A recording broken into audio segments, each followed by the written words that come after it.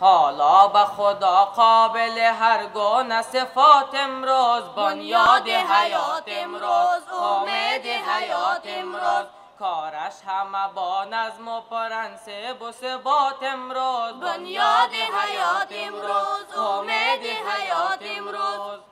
این محفل شادی که سراسر برکات است، بر پایه پیوند و گل و شاخ نبات است. با مردم درمانده و بیچاره و مسکین، با الفت شیرین، با الفت شیرین، با الفت شیرین، کمک بکند گشته کنان راه نجات امروز، بنیاد حیات امروز، امید حیات امروز. برای حل مشکلاتتان در محدوده امکاناتی که در اختیار بنیاد است قرار خواهم گرفت. حالا به خدا قابل هر گونه صفات امروز، بنیاد حیات امروز، امید حیات امروز. برپا بنمون محفل جمعی عروسی دارد هم جناب آقای صاحب، این بزرگوار در آخرین دقایق شامل برنامه ما شده. البته میخوایم احساسشان رو بشنویم. برای اینا زنگ زدیم، اینا در ایران تشریف داشتن و به خاطر امی برنامه همینجا تشریف آوردن.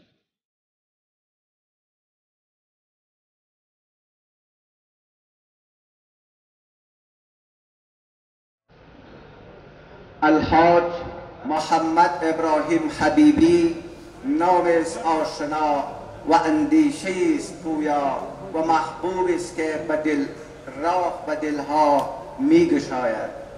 آری او بنیانگذار بنیاد خیریه امید حیات است و کلیدی است که دروازه های بسته را بر روی ناامیدی می گشاید تا دلی به دست بیاورد و در مخزنی فردایش بیفزاید.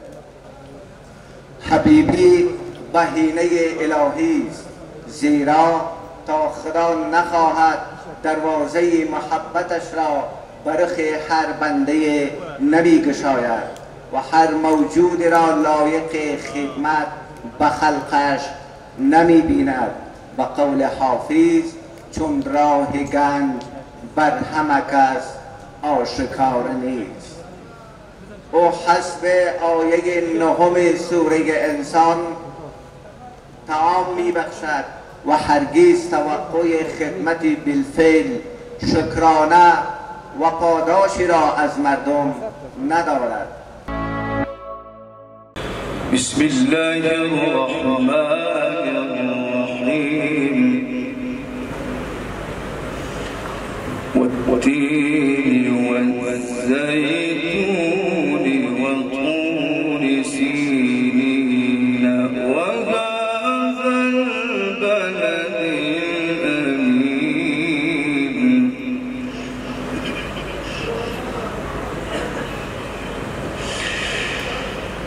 بسم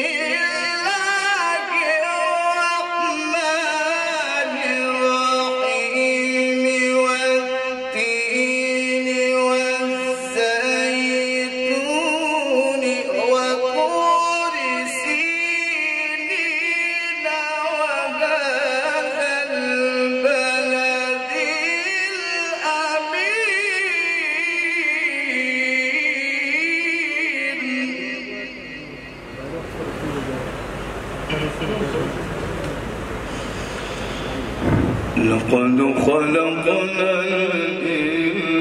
الإنسان في أحسن تقويم.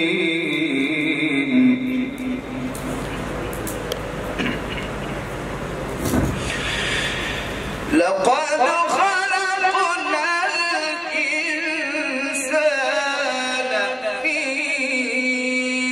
أحسن تقويم ثم رددناه أسفل سافلين.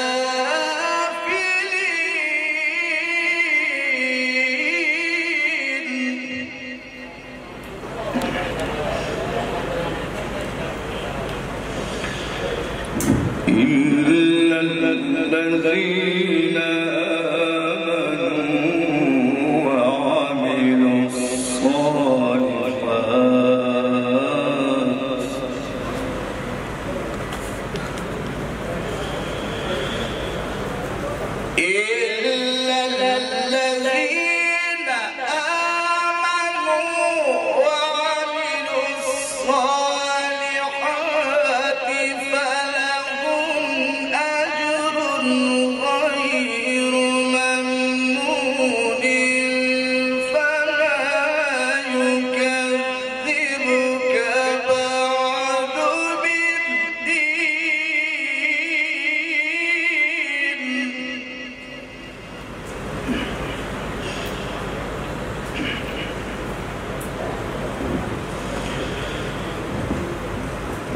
أليس الله بأحكم الحاكمين.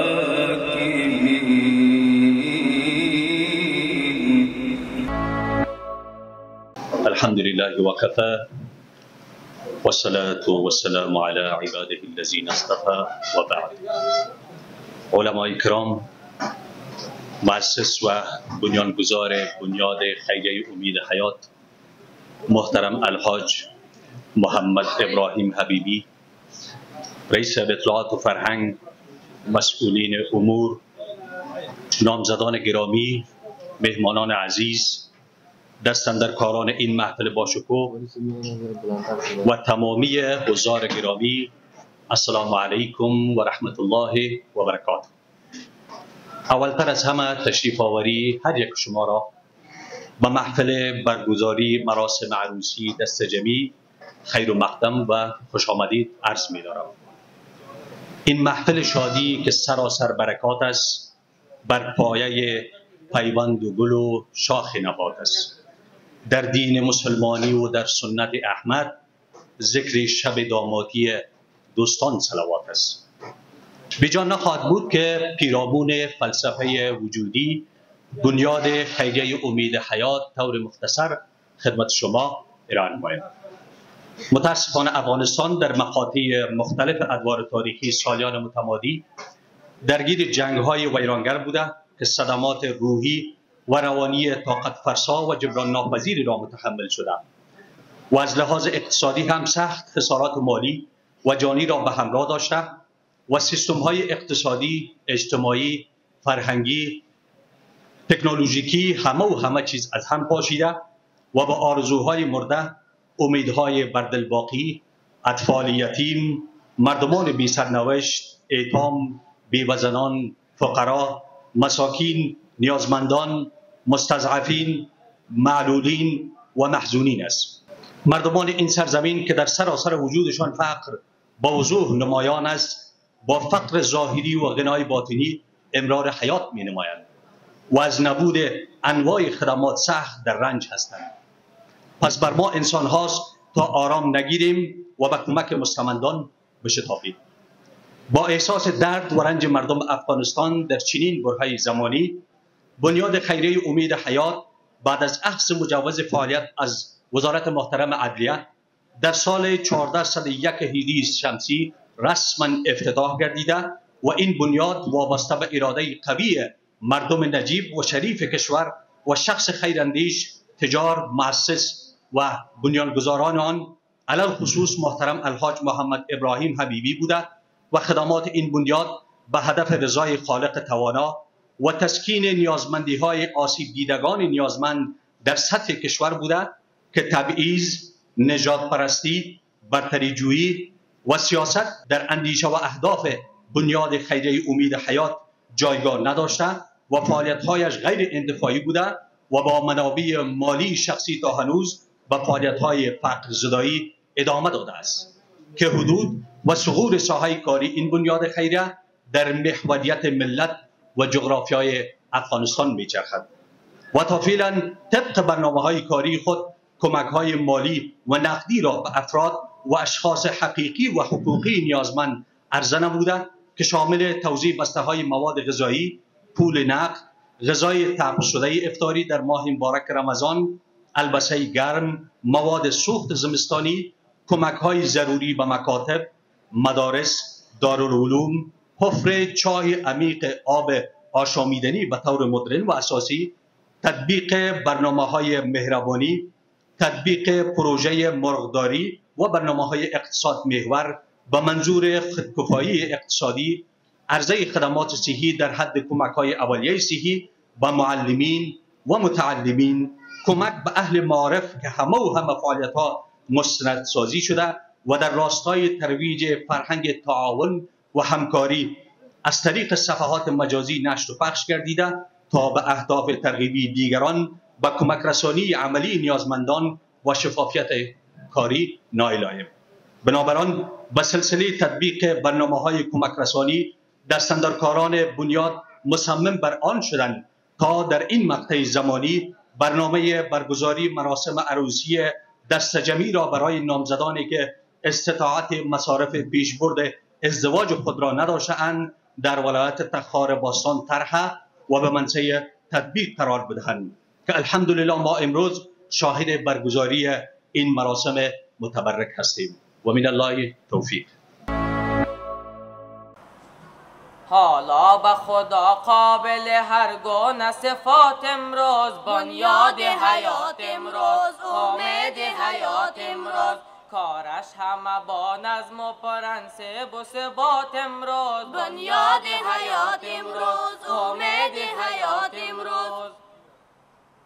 با مردم درمانده و بیچاره و مسکین، با الفت شیرین، با الفت شیرین، با الفت شیرین، کمک بکند گشته کنان راه نجات امروز، بنیاد حیات امروز، امید حیات امروز. حالا به خدا قابل هر گونه صفات امروز، بنیاد حیات امروز، امید حیات امروز.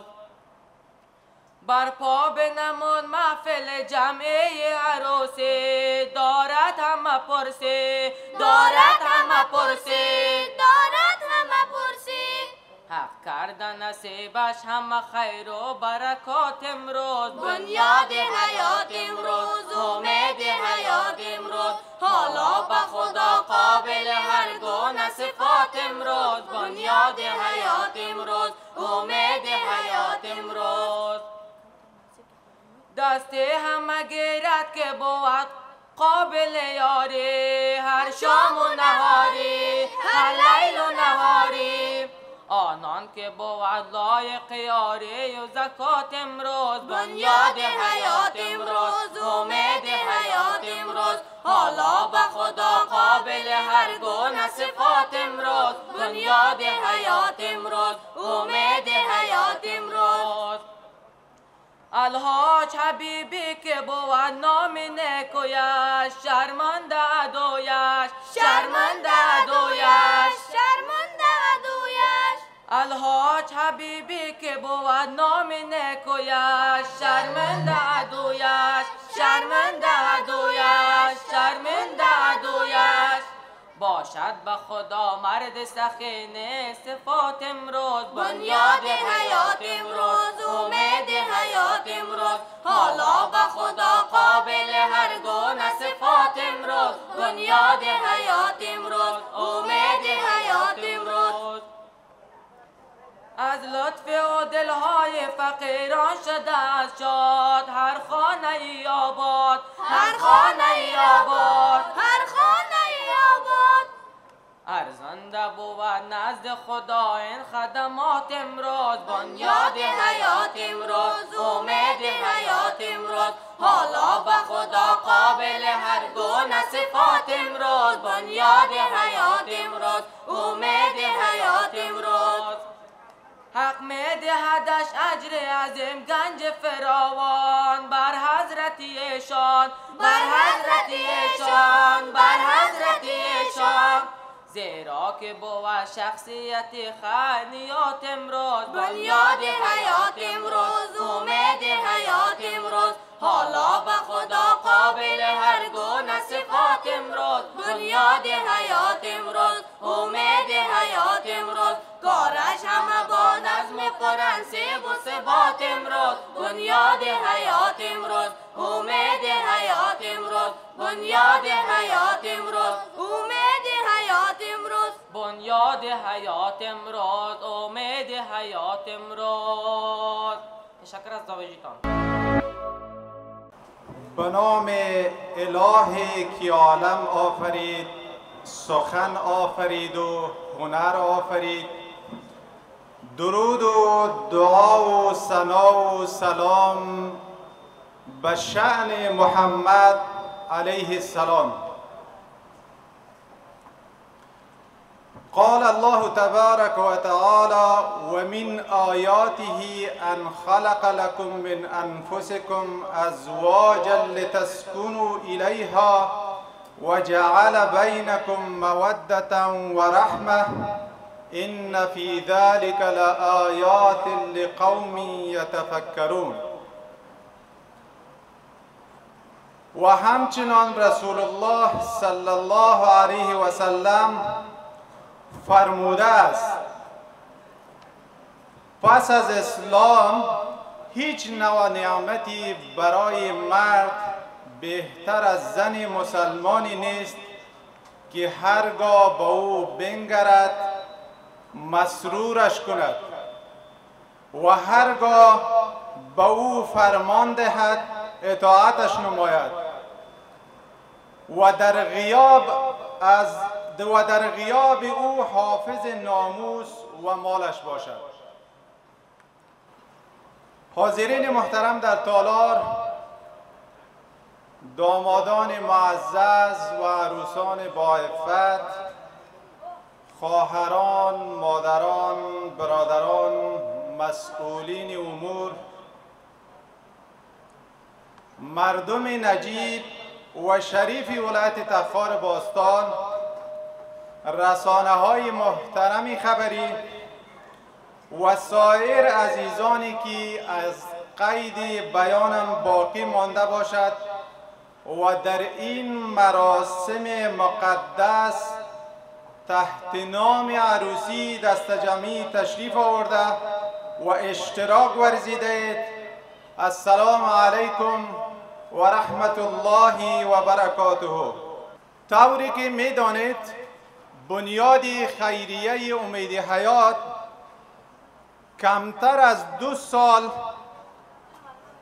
از تأسیس شده و رهبری این بنیاد متعهد است که در روشنایی فرامین و راهنمودهای اسلامی، قانون و معیارهای موجود با احساس و درک از وضعیت مردم با در نظر داشت امکانات مادی و مالی برای آسایش و آرامش مردم خود با تفکیک مستحق بودن از هیچ نوع فداکاری در خصوص تقویت روحیه بشردوستانه دریغ نکرده و می‌کوشد تا زمینه وسعت خدمات رایگان را در سطح افغانستان به مردم آسیب دیده و نیازمند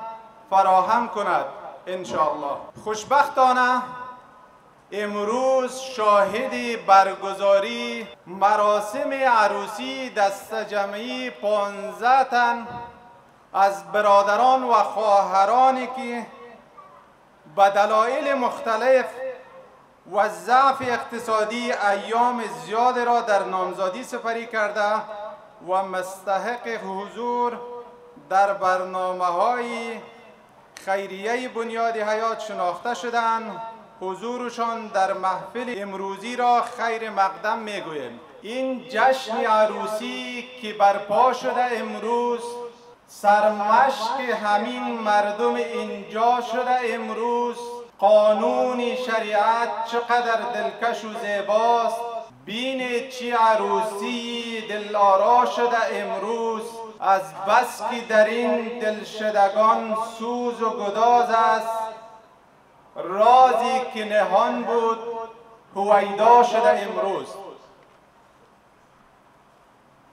آیتی از کلام الهی را که خدمتتان در اول تلاوت کردم به این معنا است: از جمله آیات خداوند جل جلاله آن است که زنان و همسران را از جنس خودتان برایتان آفریده است تا در کنار آنان آرام گیرید و در بین شما مهر و محبت، رحم و شفقت قرار داده است. همانا در این کار نشانه ها برای کسانی است که تفکر کنند و بیاندیشند. بنابر صراحت آیات قرآنی ازدواج موفق آن است که 5 موارد در آن رعایت گردد. 1. امیدوارم در این ازدواج محبت، صمیمیت و دوستی بین زوجین گرام القدر تحقق پیدا کند، چنانچه که خداوند جل جلاله فرموده و جعل بینکم موده. دو، و باید با یکدیگر مهربانی، رحمت و عطوفت داشته باشند.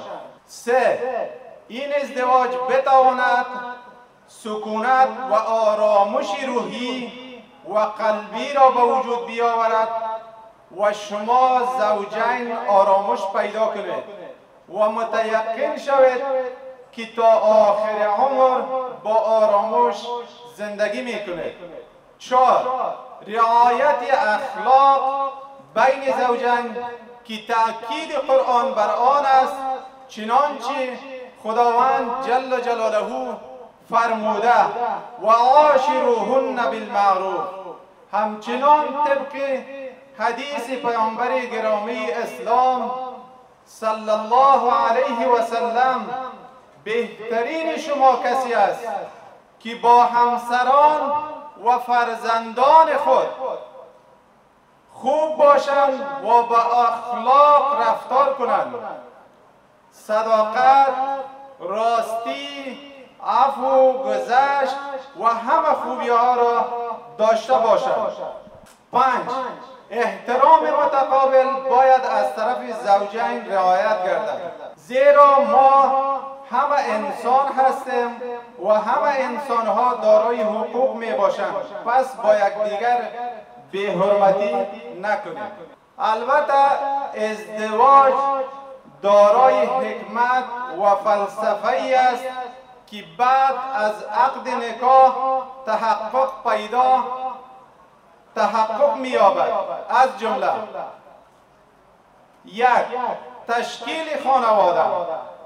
بعد از عقد ازدواج سنگبنای خانواده شما گذاشته می شود. 2. آرامش بشر. تمامی بشر بعد از عقد ازدواج آرامش پیدا می کند، زیرا تسکین انسان توسط همسر است. وقتی که نیازهای انسان برآورده شود آرامش پیدا می کند. 3. فلسفه دیگری ازدواج وحدت است. اقوام را با اقوام دیگری پیوست می دهد و این رابطه خویشاوندی باعث وحدت در جامعه می شود.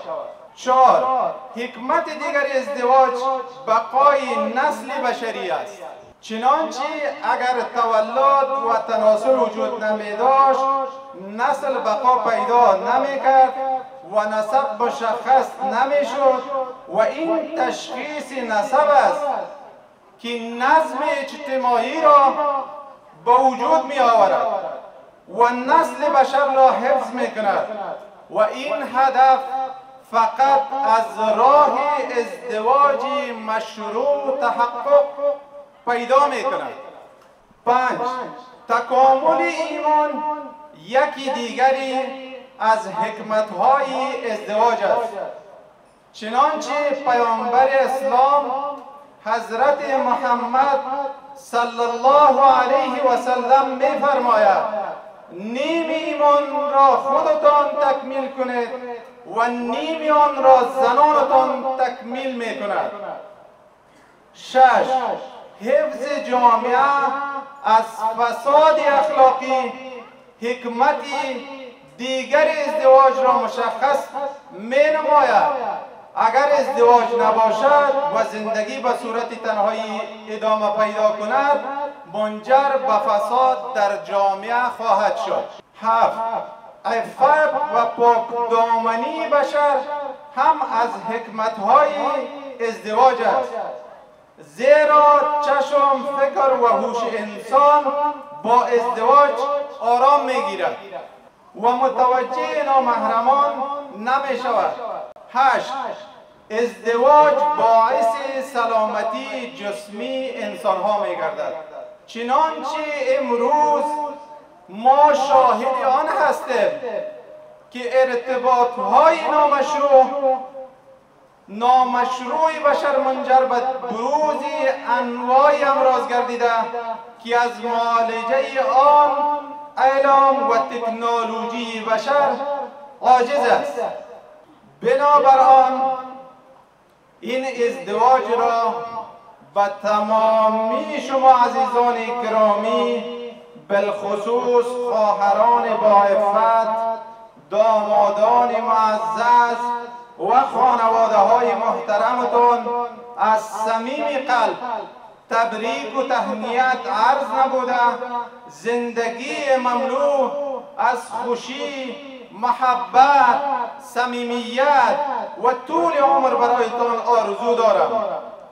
یک بار دیگر از مسئولین امور در ولایت تخار، علمای کرام، بزرگان، نخبگان و دانشمندان، خانواده های محترم زوجین، تیم کاری بنیاد خیریه امید حیات بابت زحمات شبانه روزی خستگی ناپذیر، ایجاد تسهیلات، همکاری و پشتیبانی های همیشگیتان از تمام فامیل خود که در راستای امور خیریه با ما همکاری کرده اظهار سپاس و قدردانی می نمایم.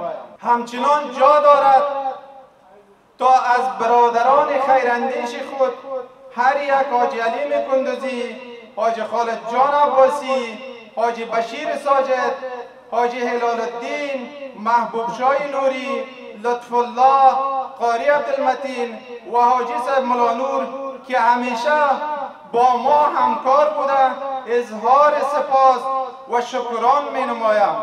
به همین ترتیب از اساتید گرام القدرم هر یک محترم استاد سید حمیدالله خان، سایر استادان گرامی که در راستای تعلیم و تربیه نونهالان و آینده سازان کشور من حیث پدر معنوی سعی و تلاش ورزیدند، قلباً سپاسگزاری می نمایم. البته این کارها و فعالیت‌های شایسته امروزی که در امور خدمتگزاری به ملت نیازمند افغانستان صورت بگیرد، بیشتر از هر چیز ناشی از تحمل زحمات شبانه روزی اساتید گرام القدرم بوده که بنده را در امور کاری موفق و مؤید گردانیدند. موضوع قابل تذکر این که فقر زدایی در افغانستان نیازمند مشارکت همه جوامع بشریت و انسانیت در امر کمک رسانی به نیازمندان است. بنابراین از همه سرمایه‌داران، تجاران، خیراندیشان خواهشمندیم که در جهت دستگیری مردم فقیر افغانستان و ترویج فرهنگ تعاون و همکاری دست به دست هم داده و مهربانی پیشه نمایند تا منجر به تشویق و ترغیب دیگران به کمک رسانی عملی گردد. و مجددا تعهد می‌سپارم که در کنار شما برای حل مشکلاتتان در محدوده امکاناتی که در اختیار بنیاد است قرار خواهم گرفت. در گام نخست جا دارد که اظهار سپاس و تقدیر بنمایم از نهاد خیریه امید حیات که واقعاً از نامش پیداست، به خاطر رسیدن به یکدیگر، به خاطر رسیدن به آرامش و سکون ابدی. البته سالیان سال انتظار می‌کشیدند، فقر و ناتوانی داشت یخنگیر اینها بود. از کارکرد این نهاد اظهار سپاس و تشکری می‌کنیم. برای جناب حاجی صاحب دعای خیر می‌نمایم که الله متعال توفیقات بیشتر را نصیبشان بکنه، امکانات و پولی را که در اختیار داره در راه‌های نیک و خیر به مصرف برسد. کمال نصف ایمانت، هوای تب موزونت، فضای عطر بارانت، فضای عطر بارانت. جوانی خود باری بود، عروسیش بهاری بود، عروسیش بهاری. مبارک ای جوانانم، بهاران در بهارانت، بهاران در بهارانت. مبارک ای جوانانم، کمال نصف ایمانت، کمال نصف ایمانت. درخت هجر محبوبان، وصال یار و بارارت، وصال یار و بارارت. درخت هجر محبوبان، وصال یار و بارارت، وصال یار و بارارت. کشیدن درج هجران را، کشیدن درج هجران را. مبارک وصل یارانت، مبارک وصل یارانت. عروسی را گلی نغزی، گلستانی جوانی دان، گلستان جوانی دان. حبیبی فرحت دارد، گل نغز گلستانت، گل نغز گلستانت. مبارک ای جوانانم، کمال نصف ایمانت، کمال نصف ایمانت. خدایا موج لطفت بیکران است، عطایت دائما بر مجرمان است. سراسر کرده های ما زیان است، تو را رحمت برای آسیان است. منم سر دفتر نام سیاهان، توی یارب پناه بی پناهان. تشکر.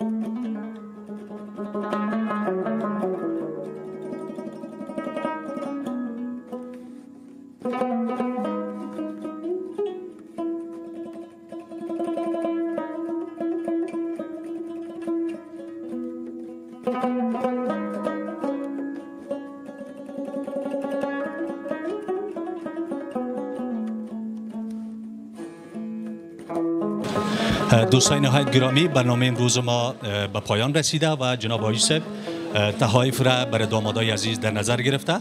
از ایشان خواهش میکنیم که به دامادهای عزیز به عنوان تحفه برشان تقدیم کنند. جناب آقای صاحب.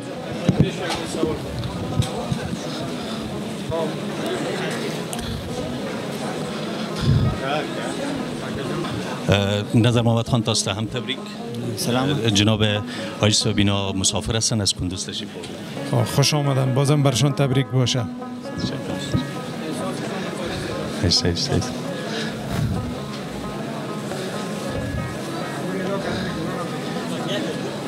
این برادر ما جناب آقای صاحب از کدام ولسوالی تشریف آوردن؟ ما از خوجایغار آمدیم. اینا بعد از سروی تثبیت شدن و شامل برنامه ما شدن. خوش آمدن، برشان بازم تبریک باشه.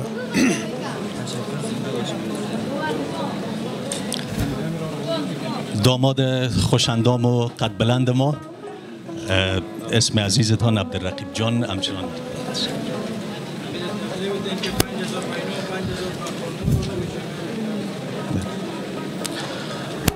مبلغ 5000 افغانی از طرف بنیاد خیری امید حیات برای دامادا در نظر گرفته شده و مبلغ 5000 افغانی برای عروس خانما به عنوان تحفه در نظر گرفته شده. جناب آقای صاحب، این بزرگوار در آخرین دقایق شامل برنامه ما شده. البته میخوایم احساسشان رو بشنویم. برای اینا زنگ زدیم، اینا در ایران تشریف داشتن و به خاطر امی برنامه همینجا تشریف آوردن.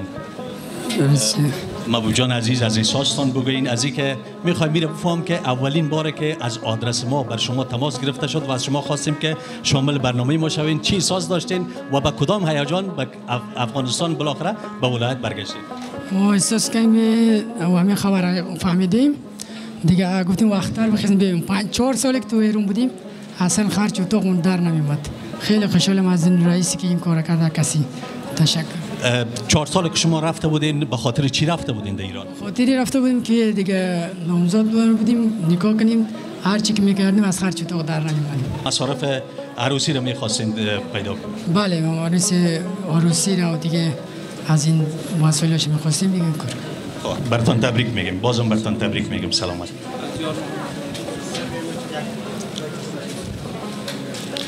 یار محمد جانم هم از جمله دامادای خیلی خوش زبان و شوخ و مازیانه باشید. زنده باشین صاحب، خیری برین. تشکر از همکاریتان صاحب.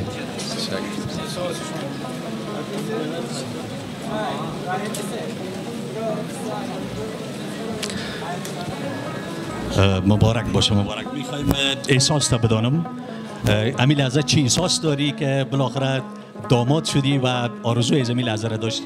بسیار زیاد خوش هستم صاحب. تبریکی بریم آقای صاحب. انشالله به شما همچنان تبریک. جناب آقای صاحب، این داماد ما محیب الله جان از پاکستان آمدن و ما امروزشان به تماس شدیم. بعد از اینکه امروز فامیلشان سروی کردیم، اینا رو مستحق تثبیت کردیم. اینا از پاکستان آمدن. دیر شرق است. سلامت است ژوند. خپل احساس مونږ ته ووایه. داسې و چې د پاکستان ته ولاړم، 15 کاله مې قریب تېر کړم. مریض هم پیسې هم نه وې راسره، ځکه چې دلته راغلم ستاسو دا کار راته وکړ. مننه. خدای پاک مو خوشحال لري. الله پاک خدای دې نور هم زیاته درکړي. هر کله دا غواړي چې دا خوشحالي دلته راشي.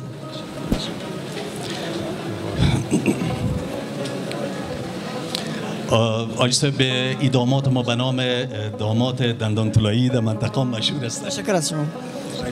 از خودت همچنان چی احساس داری؟ میخوایم احساس احساس خوشحالی دارم. من خیلی خوشحال هستم امروز، خیلی خوشحال هستم. تشکر از شما.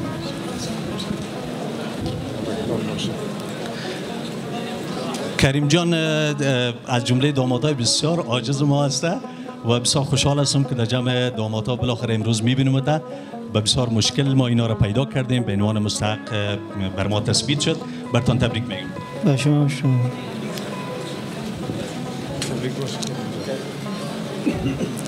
فواد جان هم زمون شایسته داماد دی. تاسو همچنان تبریک. خدا محمد. برتان تبریک میگم. تاسو تبریک. سلامت و خیر اوسئ. آقای صاحب محترم، نبی الله جان از جمله دامادای ما بود که تا آخرین دقایق باورش نمیشد که من امروز داماد شوم و امروز ناوقت هم آمدن. از احساستان میخوایم بفهم، از اینکه حال خود داماد میبینی چی احساس میکنی؟ خوشحال هستیم. تشکر از رئیس میجا چیم ده و طلام ده عروسی کنیم امروز. تشکر هم شما همچنان.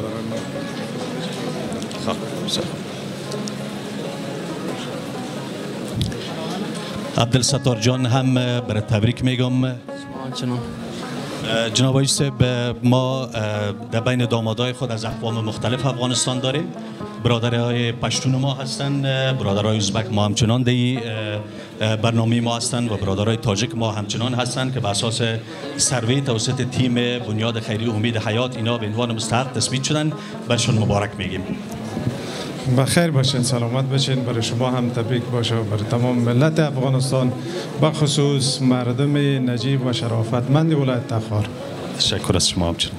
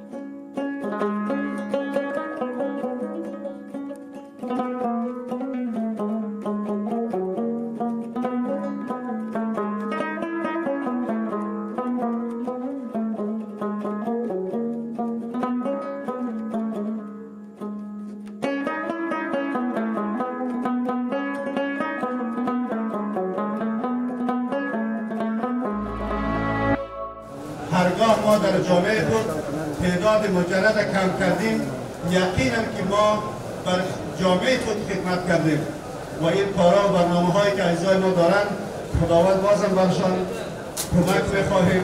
الله سبحانه و تعالی در میزان حسناتشان بیفزاید و این 30 نفر جوانایی که امروز با خیر و برکت به خانه هایشان برمیگردند، الله سبحانه و تعالی اینها را خیر و برکت نصیب بکنه و دعا میکنیم که الله سبحانه و تعالی شما عزیزا و دوستایی که در این مراسم تشریف آورید، الله از همه شما الله راضی شود. اللهم صل علی محمد فی الاولین و صل علی محمد فی کل وقت وحین و صل علی محمد فی الملأ الاعلی الی یوم الدین برحمتک یا ارحم الراحمین. جزاک الله.